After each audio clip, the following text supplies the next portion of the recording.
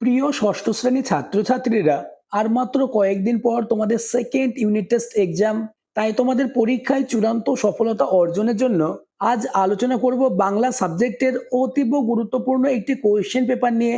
তাই ভিডিওটি প্রথম থেকে শেষ পর্যন্ত দেখো, কেননা এই কোয়েশ্চেন পেপার থেকে বেশিরভাগ প্রশ্ন তোমাদের পরীক্ষায় হুবহু কমন আসবেই।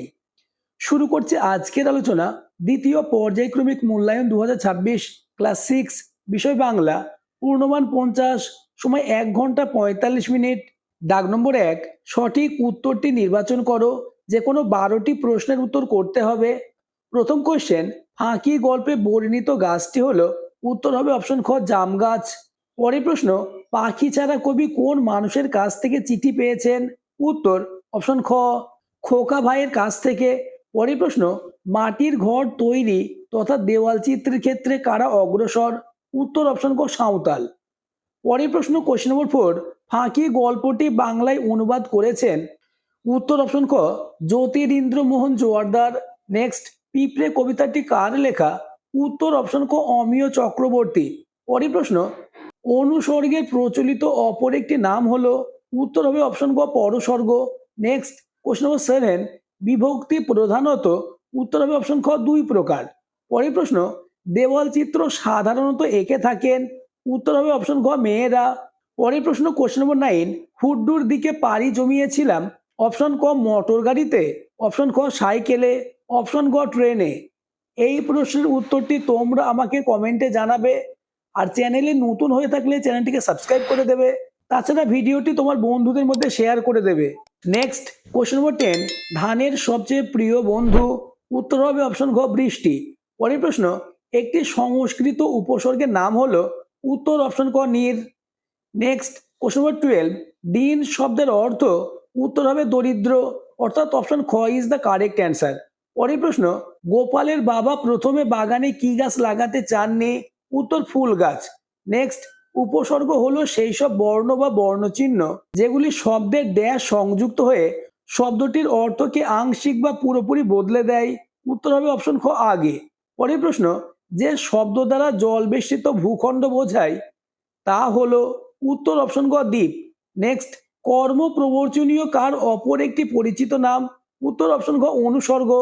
নেক্সট, দাগ নম্বর 2, নিচের প্রশ্নগুলির একটি বাক্যে উত্তর দাও। যে কোনো 12টি প্রশ্নের উত্তর করতে হবে। প্রথম প্রশ্ন, কোন সাহিত্যিক গোষ্ঠীর সঙ্গে যতীন্দ্রনাথ সেনগুপ্তের ঘনিষ্ঠ সম্পর্ক ছিল? উত্তর কল্লোল গোষ্ঠীর সঙ্গে যতীন্দ্রনাথ সেনগুপ্তের ঘনিষ্ঠ সম্পর্ক ছিল।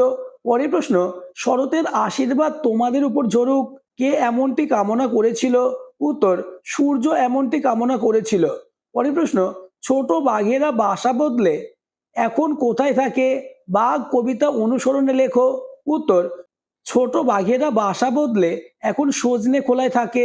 পরের প্রশ্ন, গোপাল বাবুর বাড়ির ঠিকানা জিজ্ঞাসা করলে তিনি কি বলেন? উত্তর গোপাল বাবু বলতেন, বাঁশবাগানের মাথায় চাঁদ উঠেছে, ওই যে আমার বাড়ি। প্রতিটি প্রশ্ন খুবই গুরুত্বপূর্ণ, কেননা আমি তোমাদের বাংলা পাঠ্য বই খুঁটিয়ে সব থেকে বাছাই করা এমন প্রশ্নই দিয়েছি যে প্রশ্নগুলি থেকে তোমাদের পরীক্ষায় কমন আসবেই। তাই বাংলা সাবজেক্টে 50-এ 50 পেতে চাইলে প্রতিটি প্রশ্নের উত্তর পরীক্ষার আগেই মুখস্থ করে নাও। নেক্সট, কোশ্চেন নম্বর 5, সুন্দরবনের বাঘ কি নামে পরিচিত? উত্তর সুন্দরবনের বাঘ রয়্যাল বেঙ্গল টাইগার নামে পরিচিত। পরের প্রশ্ন, এক ভুতুড়ে কাণ্ড গল্পে কোন রাতের কথা বলা হয়েছে? উত্তরটি দেখে নাও। ফিকে চাঁদের আলো আর তার উপর কুয়াশার পাতলা পর্দা পড়া এক শীতের রাতের কথা বলা হয়েছে। নেক্সট, ছোট্ট পিঁপড়ের গায়ে কি মাখে? উত্তর ছোট্ট পিঁপড়ে গায়ে ধুলোর রেণু মাখে। নেক্সট, মরশুমের দিনে রচনাংশে পাওয়া গিয়েছে এমন কয়েকটি পেশা বা জীবিকার নাম লেখো। উত্তরটি দেখে নাও। মরশুমের দিনে রচনাংশে পাওয়া গিয়েছে এমন কয়েকটি পেশা বা জীবিকার নাম হলো কন্ডাক্টর, ক্লিনার, তাকিম, বাসের ড্রাইভার ইত্যাদি। নেক্সট, কোশ্চেন নম্বর 9, ভয় করে তাই আজ সরিয়ে দিই। পিঁপড়েকে সরিয়ে দিতে কবির ভয় করে কেন? উত্তর পিঁপড়ে অত্যন্ত ক্ষুদ্র ও নিরীহ জীব। কবি মনে করেন মানুষের মতো তাদেরও বাঁচার অধিকার আছে, তাই তাদের কোনো ক্ষতি করতে বা সরিয়ে দিতে কবির ভয় লাগে। নেক্সট, কটক কোন নদীর তীরে অবস্থিত? উড়িষ্যার আরও একটি নদীর নাম লেখো। উত্তর কটক মহানদীর তীরে অবস্থিত। উড়িষ্যার অপর একটি নদীর নাম হলো বৈতরণী। নেক্সট কোশ্চেন নম্বর 11, চিত্রগ্রীব নামক ছবির গল্পটিতে ছবিগুলি কে এঁকেছেন? উত্তর হবে যুধাজিৎ সেনগুপ্ত। পরের প্রশ্ন, বিভক্তি ও অনুসর্গের প্রধান পার্থক্য লেখো। উত্তরটি দেখে নাও। বিভক্তি শব্দের সঙ্গে যুক্ত হয়ে বসে, যেমন এর, এ, কে, কিন্তু অনুসর্গ স্বাধীন পদ হিসাবে শব্দের পরে আলাদাভাবে বসে, যেমন জন্য, কাছে, থেকে। পরের প্রশ্ন, কই হিসাবটা তো দেখলে না, কে কাকে একথা বলেছিল? উত্তর, কথক বুড়ুকে একথা বলেছিল। পরের প্রশ্ন, এই গেল গেল নারী ভুড়ি সব ফেটে গেল উক্তিটি কার? উত্তর হবে হযবরলর। পরের প্রশ্ন, হযবরল গল্পে বিস্কুট কার নাম? উত্তর, হযবরল গল্পে বিস্কুট হলো একটি বেড়ালের নাম। পরের প্রশ্ন, চিত্রগ্রীব কথাটির অর্থ কি? উত্তরটি দেখে নাও। চিত্রগ্রীব কথার অর্থ হলো যার ঘাড় বা গ্রীবা চিত্র বিচিত্র বা রঙিন। এখানে পায়রা বা কবুতরকে বোঝানো হয়েছে। নেক্সট কোশ্চেন নম্বর 17, লোকটি কুলপি খেতে গিয়ে ভুল করে কি খেয়ে ফেলেছিল? উত্তর হবে সাজি মাটি। নেক্সট দাগ নম্বর 3, 3-4টে বাক্যের নিচে যে কোনো 6টি প্রশ্নের উত্তর দাও। প্রতিটি প্রশ্নের জন্য 3 নম্বর রয়েছে। প্রথম প্রশ্ন, একটু জমি খালি রাখা যাক প্রস্তাবটি কে দিয়েছিলেন? কেন তিনি এমন প্রস্তাব দিয়েছিলেন? উত্তর, গোপালবাবুর বাবা এই প্রস্তাবটি দিয়েছিলেন। তিনি চেয়েছিলেন বাড়ির সামনে একটু জমি খালি রেখে সেখানে একটি গাছ লাগাতে, যাতে গাছটি বড় হয়ে সকলকে ছায়া দেয় এবং তার ফল সবাই খেতে পারে। নেক্সট কোশ্চেন নম্বর 2, বাজে বায়ু আসি বিদ্রুপ বাসি কবির এমন মনে হওয়ার কারণ কি বলে তোমার মনে হয়? উত্তরটি দেখে নাও। হাটের দোলাচলার বাঁশ পুরনো হয়ে গিয়ে জীর্ণ হয়ে যায়, তখন তাদের মধ্যে ফাঁক সৃষ্টি হয়। এই ফাঁক দিয়ে হাওয়া চলাচল করে, ফলে কবির মনে হয় যেন বাতাসে বিদ্রুপের বাঁশি বাজে। সেই বাঁশি হাটকে মনে করিয়ে দেয় তার একাকিত্বের কথা, নির্জনতার কথা। দিনের বেলা কত কোলাহল, অথচ রাত্রে অন্ধকার ও গভীর নির্জনতা। পরের প্রশ্ন, সেই দিন থেকে গাছ হেলে পড়েছে পূর্ব দিকে, এখানে কোন দিনের কথা বলা হয়েছে? গাছটি হেলে পড়ার কারণ কি? উত্তর, সেই দিন থেকে গাছ হেলে পড়েছে পূর্ব দিকে, এখানে ঝড়ের দিনের কথা বলা হয়েছে। ঝড়ে বাতাস পূর্ব দিকে বয়ে যাওয়ায় গাছটি সেই দিকে হেলে পড়েছে। পরের প্রশ্ন, মাটি সবারই, এটি কোন গল্পের অংশ? লেখকের নাম কি? এই গল্পে কে কাকে এই কথাটি বলেছেন? উত্তর, মাটি সবারই, এটি মৌসুমীর দিনে গল্পের অংশ। লেখক সুভাষ মুখোপাধ্যায়। এই গল্পে মুখুজ্জে মশাই কৃষকদের উদ্দেশ্যে এই কথাটি বলেছেন।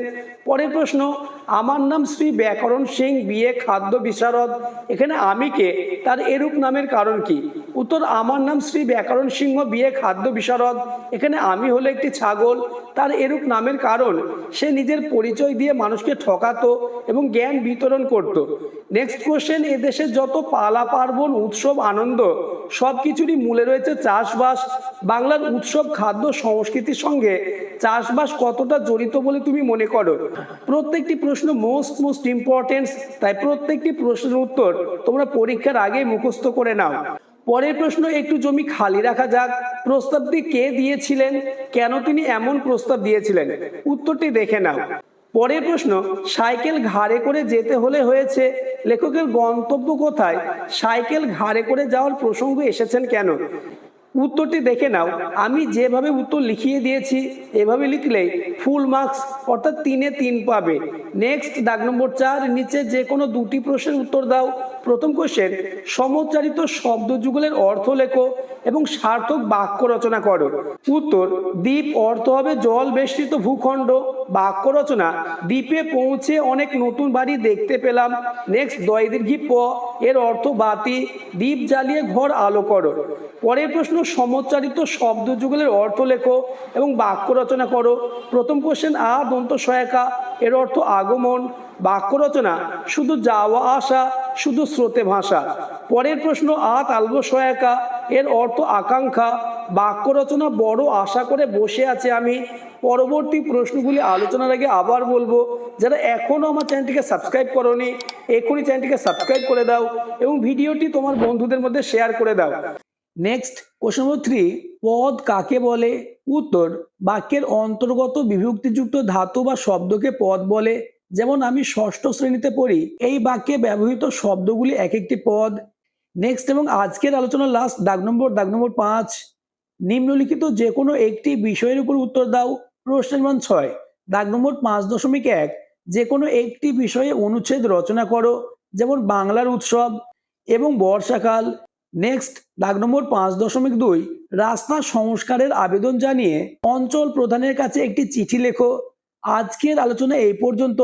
আলোচিত প্রতিটি প্রশ্ন খুবই গুরুত্বপূর্ণ, তাই বাংলা সাবজেক্টে 50-এ 50 পেতে চাইলে প্রতিটি প্রশ্নের উত্তর আজ থেকেই মুখস্থ করতে শুরু করে দাও।